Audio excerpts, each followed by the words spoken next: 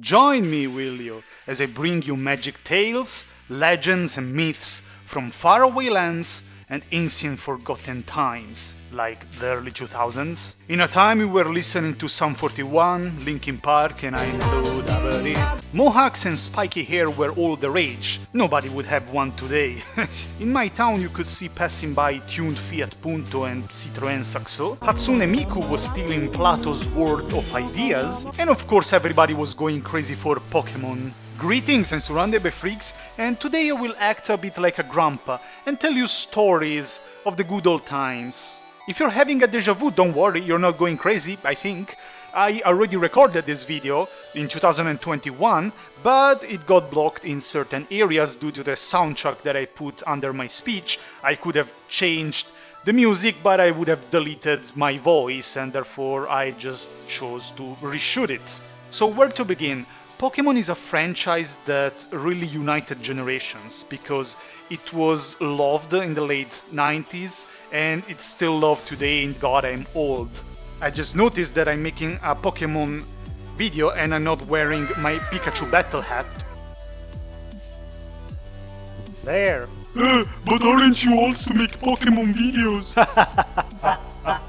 Keep in mind though that apart from Pokémon Go and the fan-made Pokémon 3D that I played for my channel, my last Pokémon games were Pokémon Emerald and Pokémon Heart Gold.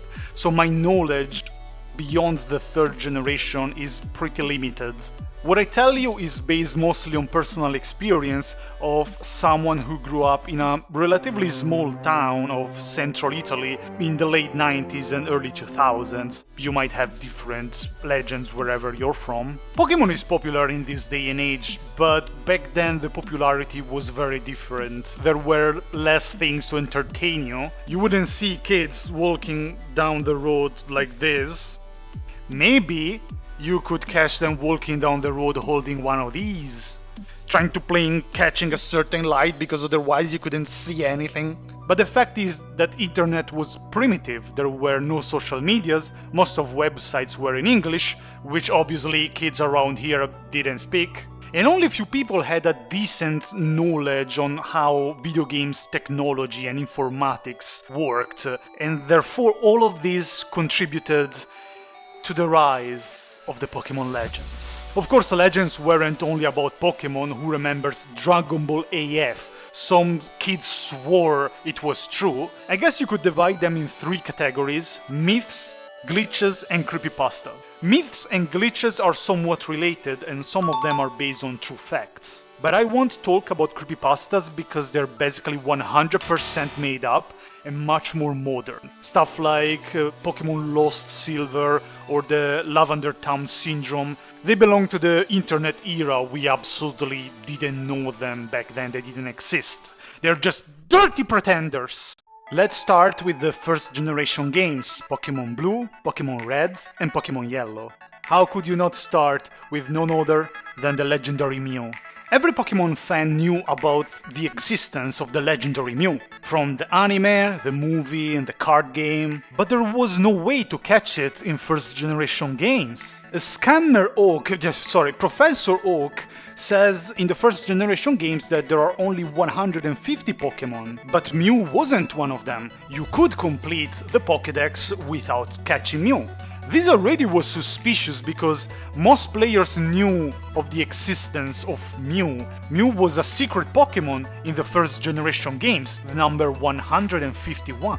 The reality was that Mew was indeed a Pokémon available in the game, but it was released only through specific Pokémon events, and only few of them happened in the entirety of Europe, for example. Many kids didn't even have a way of knowing about these events because there was no internet, so unless they read it on some magazines, but in the end, either thanks to actual Pokémon events or with the use of a Game Shark. If you don't know, Game Shark was a device that would allow you to input cheat codes into the Game Boy cartridge that could allow you to catch any Pokémon you wanted, with a small risk of glitching everything out and compromising your save file though.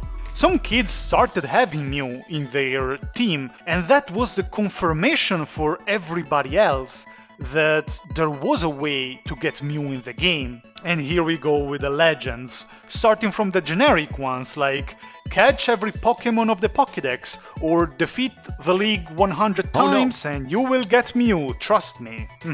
The very famous truck parked near the ship SSN. To reach the truck you had to trade a Pokémon with Cut so that you could proceed in the game without boarding the SSN. Eventually you would obtain the HM Surf, which you would use to surf to the right and reach the truck. Or after obtaining the HM Cut from the captain, you need to lose a Pokémon battle against a random washed up trainer, get kicked out to the Pokémon Center, but then ship won't have departed, so you can come back later and surf again to the right. In front of the truck you had to use strength to move it, maybe push the truck into the water and get sued by the owner of the truck. And under the truck you could find Mew. It was false. I like how this implies that Mew was like run over by the truck and you're rescuing him and he will join your team for gratitude. But indeed a very nice legend, because there was a truck there which served no purpose really. Maybe it was from an area that was cut from the final release, but you understand why this legend was born. Get a level 100 Golem and go to Professor Oak, who will give you the secret HM Super Strength, or TM, I don't know. Then go out of the laboratory and use Super Strength on the right wall, destroying it, and then Mew will come out. This legend implies that Mew was hidden in Professor Oak's lab.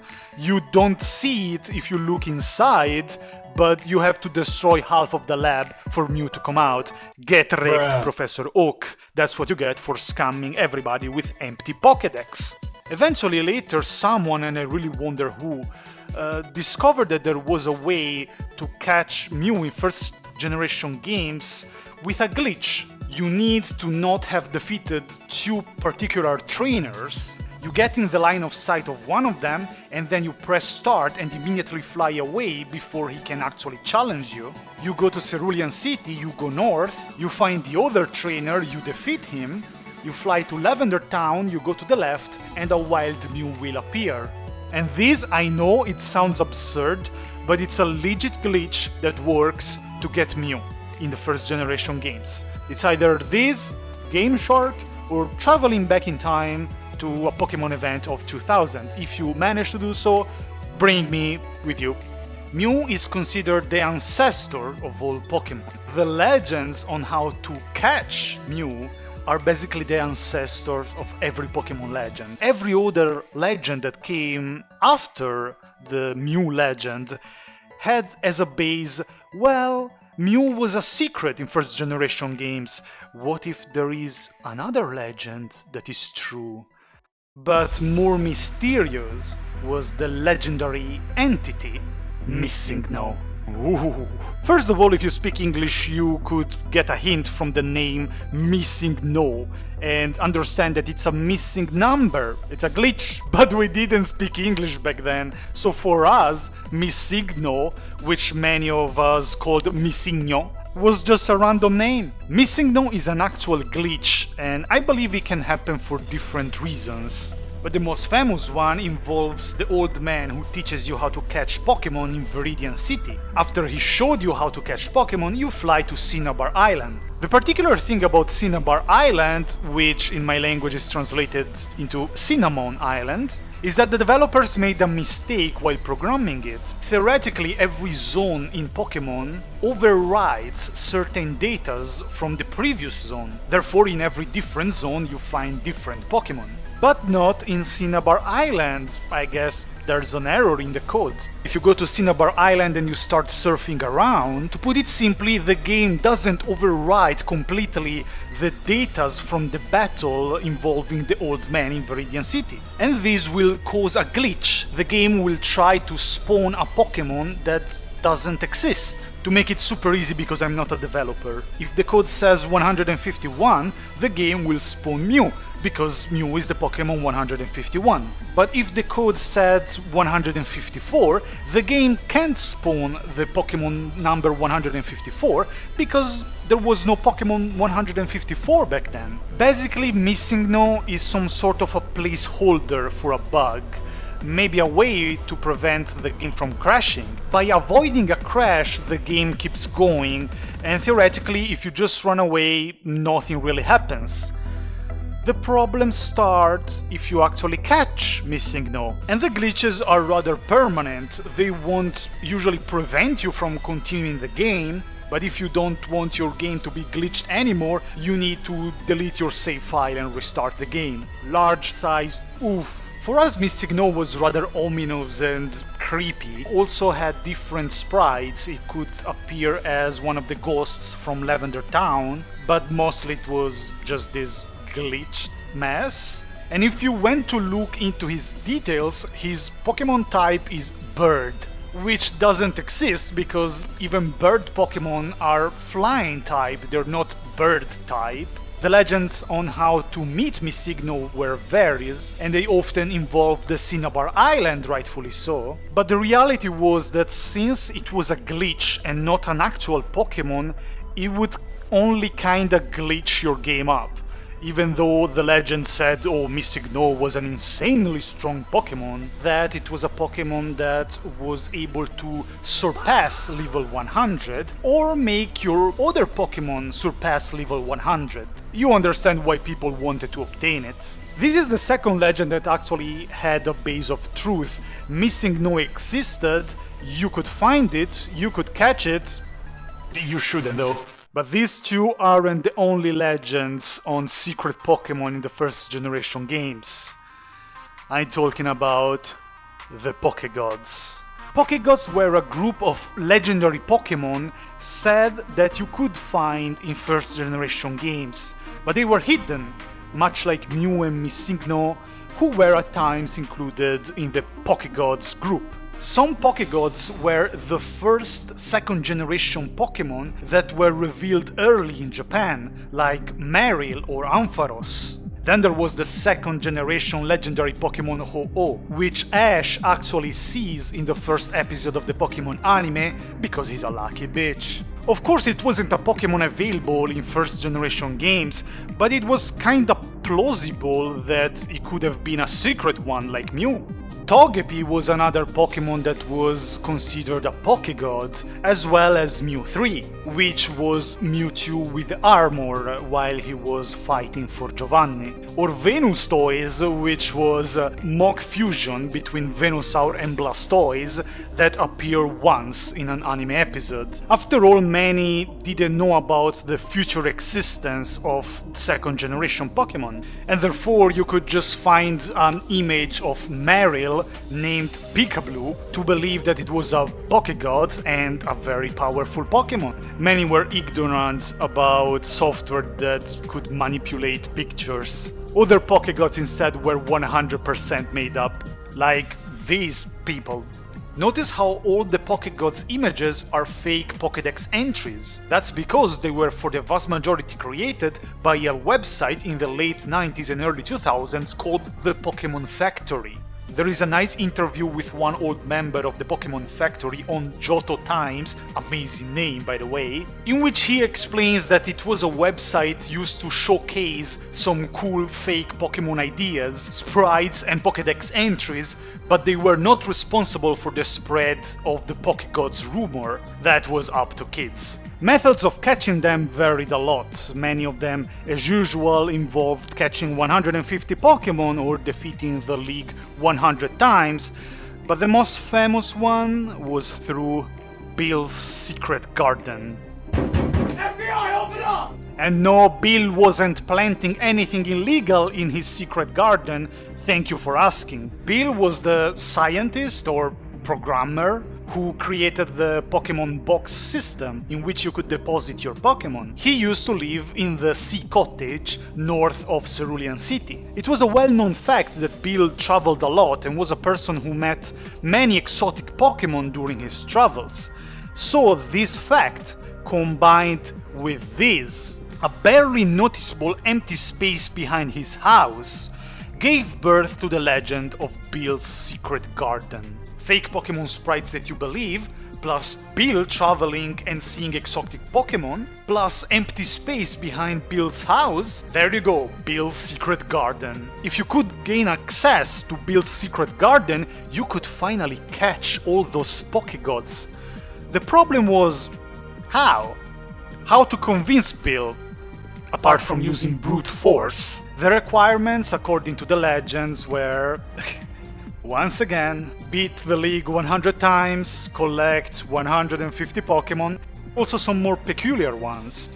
But if you use the Game Shark to go beyond the limits of the game, you'll find out that Bill's secret garden is just an empty space.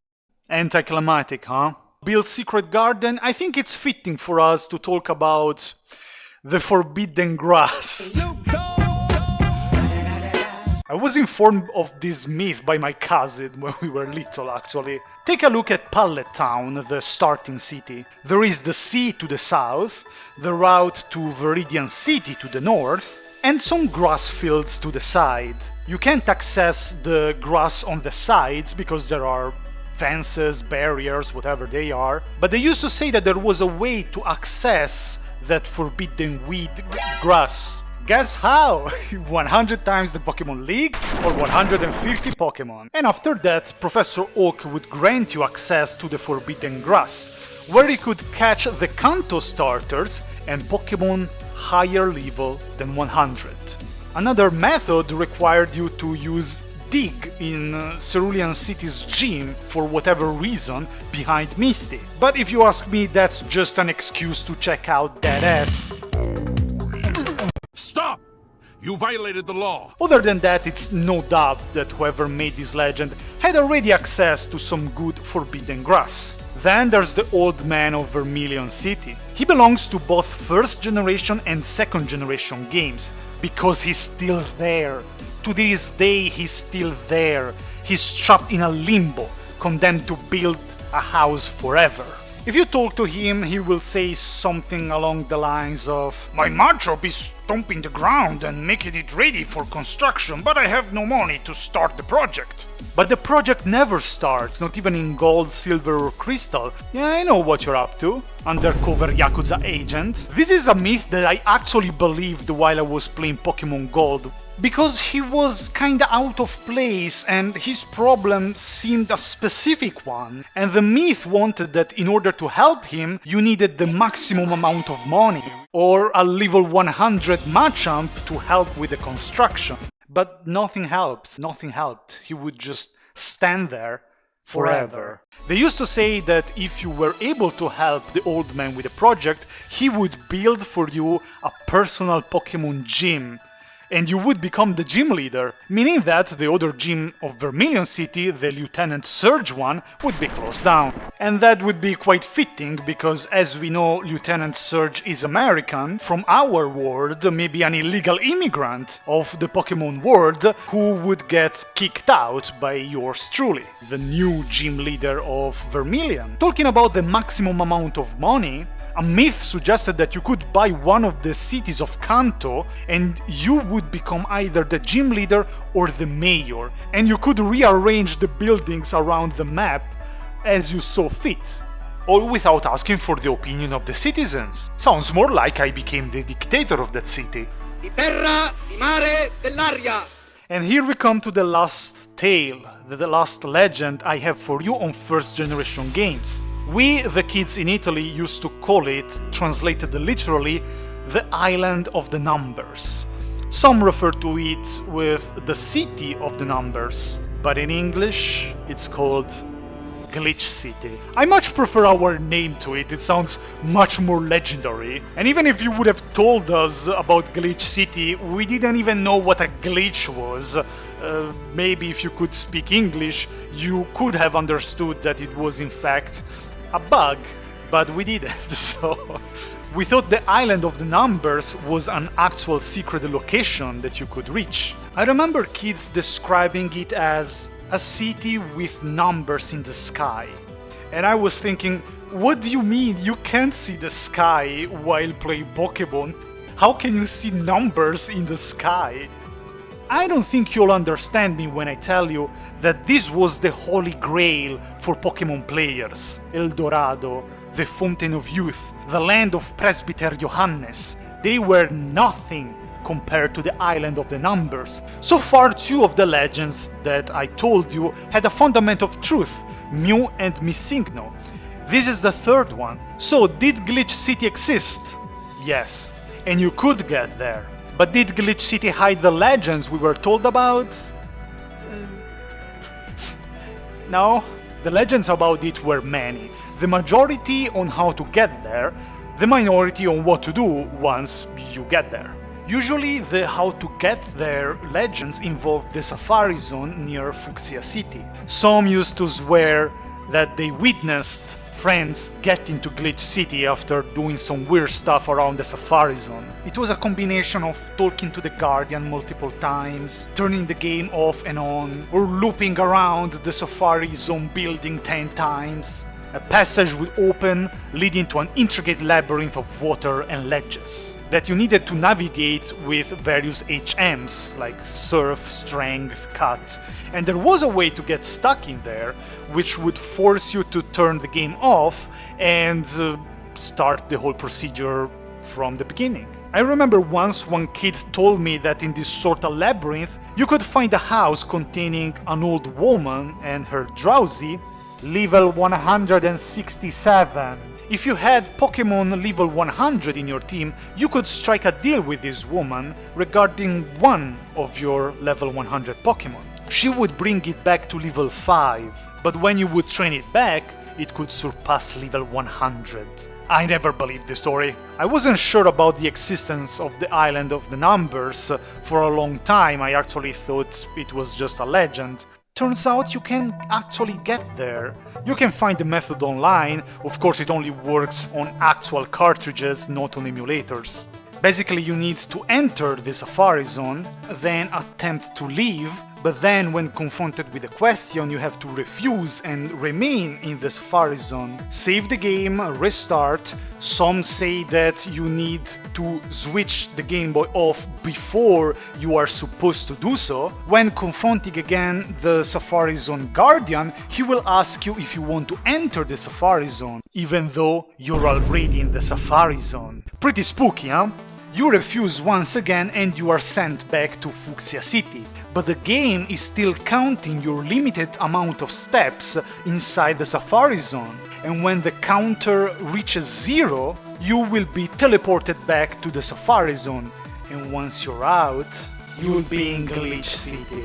That sounds lame. You'll be in the Island of the Numbers, which by the way changed its look according to where you stopped when the step counter reached 0. But what is there once you manage to reach it? Nothing really, because GlitchxCity was indeed a glitched city.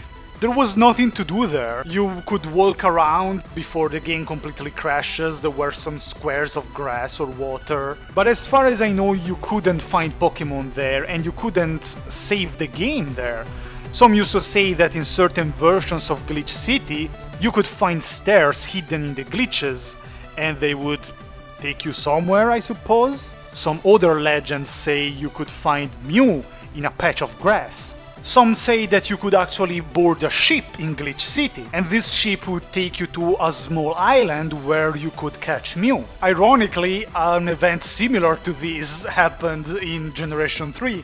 An alternative was that the ship would take you to a small island and you would have 2 items in front of you, 2 Pokeballs basically. One would contain Mew level 100. The other would be game over. As much as a game over in a Pokemon game would make sense, your save file would be deleted and you would have to restart the game. I would say that the myth of the Islands of the Number was definitely the biggest one for us back then. Even for me that I mostly played 2nd generation. I've always been fascinated with legends and legendary locations, wondering if it was real, what it looked like, what would you do if you were able to get there. Maybe I, among others, didn't accept the borders of the game. We wanted to breach the limits and go see what was beyond, and the Island of the Numbers was the legend for it. And so we go to 2nd generation games, Pokémon Gold, Pokémon Silver, Pokémon Crystal. This is my generation because, as I said, Pokémon Gold was my first game, but arguably from now on, each generation will have less and less legends compared to the first one. Game Freak added 2 legends to second generation games. Shiny Pokémon and the Pokérus. Everybody back then knew about Shiny Pokémon, of course. There was one chance out of 10,000 to meet one in a battle. And it was a very nice thing to add by Game Freak because finally we had a sort of legend to rely on that everybody could see it was true. Everybody could face the shiny red Gyarados or Gyarados, I don't know. But even there the legends got bigger and bigger. Near the Lake of Rage, there was a trainer who, after her obvious defeat by our hand, she would reveal that earlier she saw a pink Butterfree. And everybody was like, You what? We started believing that there was a shiny Butterfree near the Lake of Rage, obviously. After all, even in the anime, in one of the most famous and heartbreaking episodes, there is a shiny pink Butterfree. In reality, this girl was only there to suggest to the players that there were other shiny Pokémon around beside Gyarados. But some people went beyond this, not only suggesting that there was a shiny Butterfree near the Lake of Rage, but that there was a way to reach the Pinkan Island. The Pinkan Island was an island from the Orange Islands archipelago from the anime, in which every Pokémon was pink because of some berries they used to eat. They said that there was a way from second generation games to get to this island. Of course that wasn't the case. Did you just lie to the overlord of Johto? Sorry, my Pokémon 3D persona just came out for 1 second. What about the Pokérus instead? There was one chance out of 20,000 that your Pokémon could be infected by the Pokérus. Which is actually a good thing for them because it helps you raising their stats during training. But since it was so rare and its effective was a bit anticlimactic, we didn't really know much about the Pokérus back then. In Pokémon Gold, while healing my team at the Pokémon Center, I noticed that Nurse Joy's dialogue was way longer than usual, so I started actually reading what she was talking about, and I was like, my god, my Pokémon are sick! Thankfully, internet was developed enough to tell me what the Pokérus was. In 550 hours of Pokémon Gold, my Pokémon got the Pokérus, but I never found a single shiny Pokémon. And I never found that damn Chansey. In 450 hours of Pokémon Heart Gold, my Pokémon got the Pokérus again, and I found only one shiny Pokémon, a green Oddish, after I already completed the game. It's a green Gloom now, see?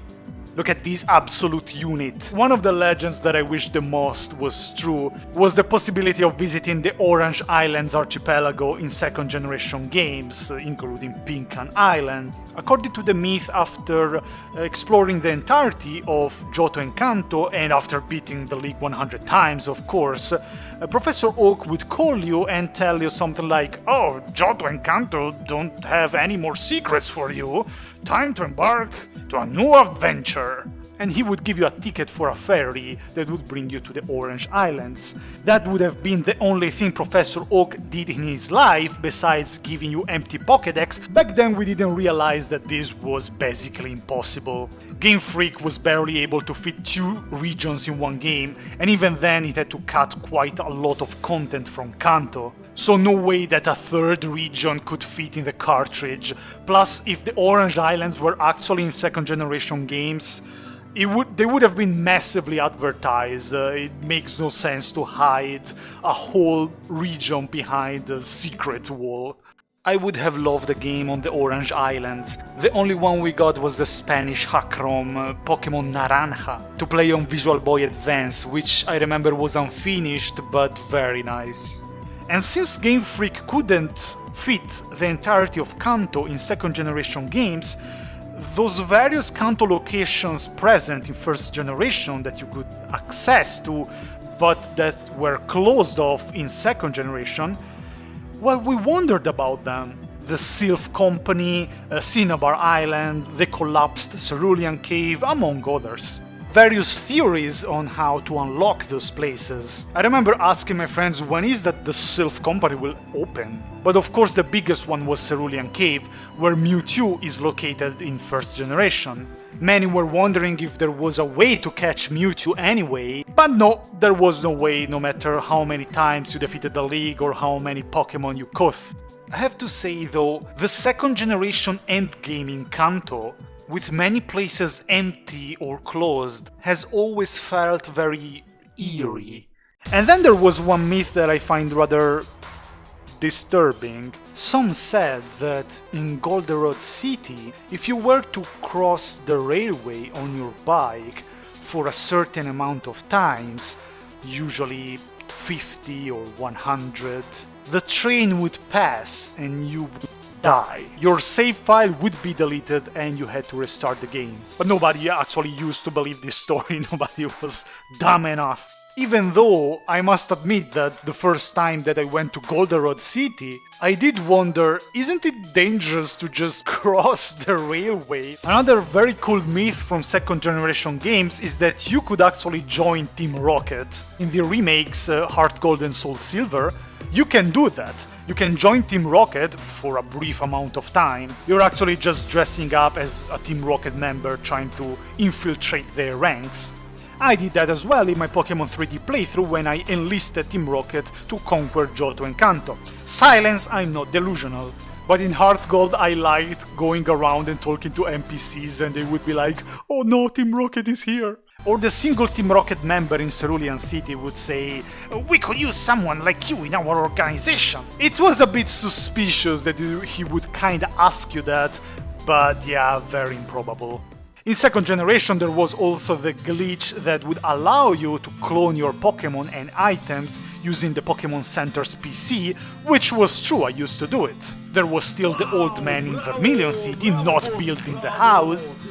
The final and biggest legend of the second generation games was without a doubt Celebi. Celebi was for the second generation what Mew was for the first generation. We knew about the existence of Celebi, we were sure of it, we just didn't know how to get it. Some NPCs in Azalea Town talk about the guardian of the Ilex forest, which we knew was Celebi, so we thought there could have been a way to catch Celebi in the Ilex forest. Quite understandable, really.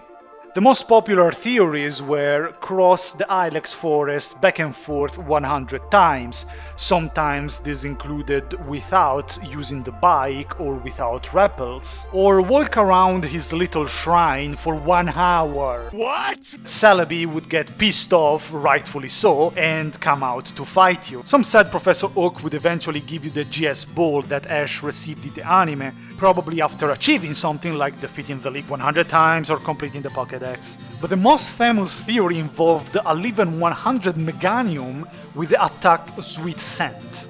Sweet Scent can be used also outside of battle and it lures wild Pokémon to you. The myth said that if you had a level 100 Meganium and it used Sweet Scent in the Ilex forest, Celebi would come out to battle. I could never verify this when I was little because my starter was Cyndaquil and nobody ever traded me a Chikorita. But the reality is that all of these were just legends, because the only way in second generation games to get Celebi was, once again, through events, which rarely happened in Europe, just like for Mew in first generation games. I actually played the Celebi event years later on emulator thanks to the integrated Game Shark that would allow you to unlock the special event. I remember it involved the GS ball that you could acquire. Kurt from Azalea Town would tell you that the Ilex forest is agitated, the trees would be moving as if there was a strong wind, then you would place the GS ball on the shrine, and Celebi would come out.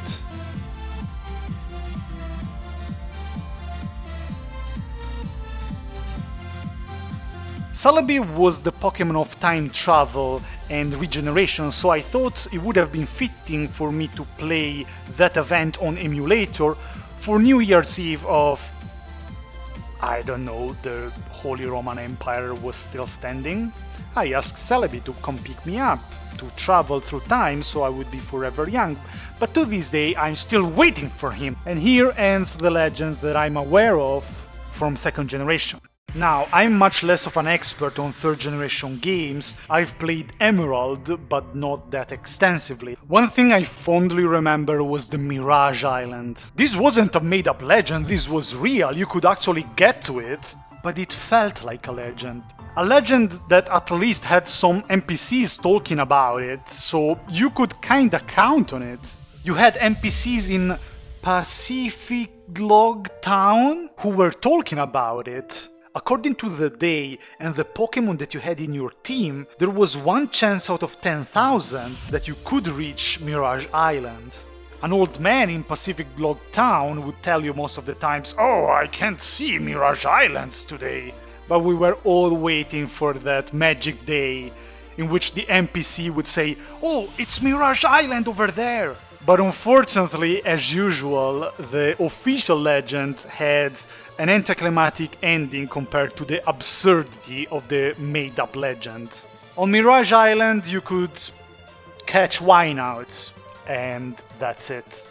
Talking about islands, there were myths about various islands that you could reach with the ferry of Lilycove City. Usually they would bring you to faraway islands where you could find legendary Pokémon if you first beat 100 times the league or complete the Hoenn Pokédex, which would prompt the professor, I don't remember his name, or somebody else, to give you a ticket for a certain island. But to be honest, this isn't that far away from the truth. There were some places that you could reach with the ferry of Lilycove City using specific tickets. The point is, those tickets were distributed once again via events.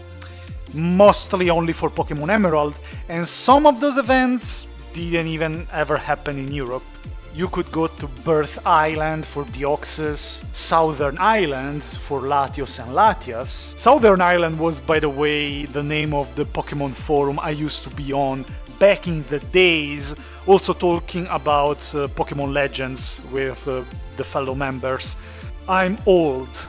Naval Rock for Lugia or Ho-Oh, and Faraway Island for Mew. In Italian, Southern Island is called Remote Island, and Faraway Island is called Supreme Island. Why do we have these ominous and solemn names for these places? Just like the Bad Egg, which in Italian was called the Plague Egg. We have to, exaggerate everything. We wanted to scare our children. As far as I understand, it was some sort of MissingNo, sort of placeholder for a bug, but I believe you could obtain it only if you messed up GameShark codes. It was useless and actually pretty dangerous, because if it hatched, I believe it could corrupt your save file. But of course, they used to make up stuff on how to get it, or what would hatch from it, or how to hatch it, because theoretically you couldn't just hatch it by walking, and usually it would contain a legendary from Hoenn. But how could I forget about the legend of the Wingull of Destruction? They used to say that there was a very tiny chance that while surfing at night in the Sea of Hoenn, you might have the misfortune of meeting a shiny Wingull, the Wingull of Destruction. It would be level 100, with maximum speed stats. Any attempt of running away would fail. You would have to face it. And if you face it, you better win. Because if you lose, and that Wingull KOs all of your Pokemon, it would tell you that I'm bullshitting you because I made all of this up. Got it! Here we come to the last legend of third generation that I'm aware of, the rocket of Mossdeep Space Center. The majority of Hoenn myths were on this location. The scientist inside the center would inform you on the number of rockets successfully launched. And since the Space Center doesn't really play a big role in any part of the game, that was suspicious. Actually, many players believed that something would have happened once the launch counter would have reached 100, 250, 999, who knows? but nothing ever seemed to happen. According to the rumors, the requirements for something to happen were various. The goal was one: board the rocket, get launched to space, and find Jirachi. Usually the protagonist of this legend was Jirachi, but sometimes it was Deoxys. After all, it would make sense. Jirachi is associated with wishes and shooting stars, while Deoxys is basically a space virus, something like that. Many said the rocket would take you to the moon, and you would face one of these two Pokemon, which honestly didn't sound implausible. It was suspicious that there was this space center and scientists counting the launches. As if this wasn't enough, the scientists of the Space Center had some sort of a lucky charm. A white rock that was right outside the Space Center. The scientists inside the center said that it represented their wish for the rockets to land safely. Oh, what did I say? Their wish? Like a wish that could be granted by a legendary Pokemon like Jirachi? I didn't play the third generation games that extensively, but I kind of believed this story and was more surprised when I found out that it wasn't true. It was a huge bait for players who in reality had no way of catching Jirachi or Deoxys without events. The only thing that it does is counting the weeks since you started playing the game. Why? Jirachi and Deoxys, much like Celebi and Mew, are not just legendary Pokémon, they are mythical Pokémon. In the Pokémon world, their existence is dubious and obscure, and it's fitting that much like in the Pokémon world, in our world as well, most of these legends were about them. I only know a little bit about Pokémon Fire Red and Leaf Green. Some of the legends belonging to the first generation also applied to the remakes Fire Red and Leaf Green, but with one big difference. We were entering the internet era. We knew more about video games, informatics, so those legends were less believable, but this still didn't stop someone from creating a legend out of nowhere. And I found out that this legend is mostly popular in my country, abroad is barely known at all. I'm talking about Luxor the Destroyer. I promise I'm not making this up like the Wingull earlier. This is something that somebody else made up. Luxor was this Pokemon here. They said that it was a hidden Pokemon in Fire Red and Leaf Green, and how to catch it. You needed to find a secret passage in Cerulean Cave after dealing with Mewtwo. The passage would take you back to Pallet Town, but the town would be different from usual. Some boulders would be in the way, and there would be less grass than usual. Professor Oak would give you a special Pokeball, and then in the grass of Route 1, you could find a level 0 Luxor. So why was it called Luxor the Destroyer? Because they used to say that after catching Luxor, theoretically a very powerful Pokemon, your entire team would disappear. Absolutely fake. I remember users in Southern Island Pokemon Forum swearing that they actually met Luxor and everybody else was like, press X to doubt. And here, more or less, ends my mental record of old Pokemon legends. I haven't played much beyond 3rd generation, apart from Heart Gold Pokemon Go, but I doubt that there are big legends. Mainly because of the coming of internet and social medias, you could debunk these things very easily compared to back then. The only weird things I know about the Ghost Girl from the Marvelous Bridge in Pokémon Black and White, and the Ghost Girl in Vermillion City in Pokémon X and Y. Not having played those games, I'll let you find out if you wish. Two special mentions. One, a story that a friend of mine told me recently. He was a kid playing 2nd generation games on his Game Boy Color, and a friend of his asked him to hold the Game Boy for a second. He did something along the lines of and said, "Here, the next Pokemon that you will find in a battle will be shiny," and the next Pokemon that my friend found in battle was shiny. I have no reasons to doubt what he told me, but I have no way of explaining this, and neither has he.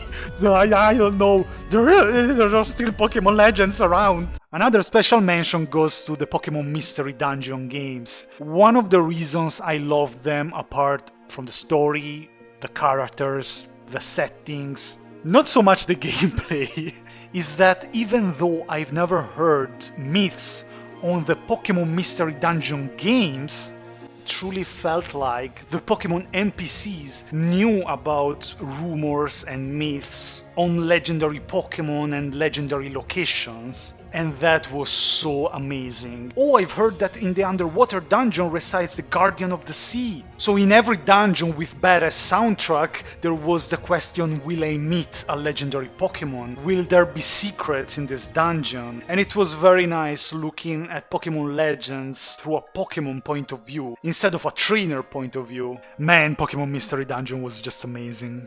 And here it ends the tales of the Pokemon Legends that I know of. I wanted to make this video mostly for a personal reason. It's not easy for younger Pokemon fans who grew up in the internet era to grasp these legends. I said this in my Pokemon 3D playthrough. As a kid, I never accepted borders and boundaries, always imagining and asking myself, what's beyond this? This can't be all that there is. And that's why in Pokemon Gold I was always trying to go beyond the limits of the game, searching if the developers hid a secret area somewhere, always with the thrill of possibly being the first person in the world to discover it, trying to go through fences and surfing around obstacles. Maybe this constant search for more, to deny that the world ended there in front of my eyes, kept fueling the desire for more adventures, more friends, for more things to see and explore. A bit like Ash in the anime going from one region to another. I felt like this when playing Pokemon Gold when I first set foot into Kanto. I didn't know you could go to Kanto, I thought it was just Johto, and I never played first generation games before. So when a whole new region, which at the time I used to call continent, opened in front of me ready to be explored, that was an amazing feeling. And also in Pokemon Heart Gold, when I got to explore Route 47 and the new Safari Zone, which weren't in Pokemon Gold. Pokemon Legends were like these.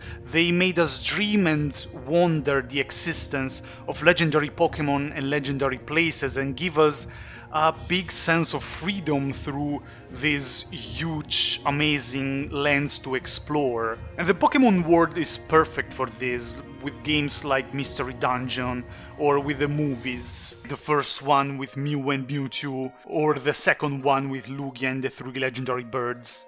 As kids we were stubborn and we were dreaming. This push that is inside you to keep doing so, that I worked hard to never lose, I think it's so important, but I don't know, that's my opinion. I'd be sad to see these tales lost in time, because as I said, Pokemon connected generations and gave them something that they both loved, that they could relate on. I and many others like me went from the early 2000s discovering Pokemon Gold and the first Legends, to the late 2000s, the coming of internet and the emulators and fan-made ROMs, the 2010s with Pokemon Heart Gold, the Southern Island forum, Pokemon Go, and my Pokemon 3D playthrough on YouTube. I think I qualify as a veteran Pokemon player, and I think it was my duty to pass on these legends with this video. And so thank you, my dears, for listening to the ramblings of this old veteran player, still waiting for Celebi to come pick me up. But it has been a pleasure, thank you for watching. May you find your legendary place someday, somehow. I'm SurroundEdByFreaks. I will see you in the next adventure. Bye.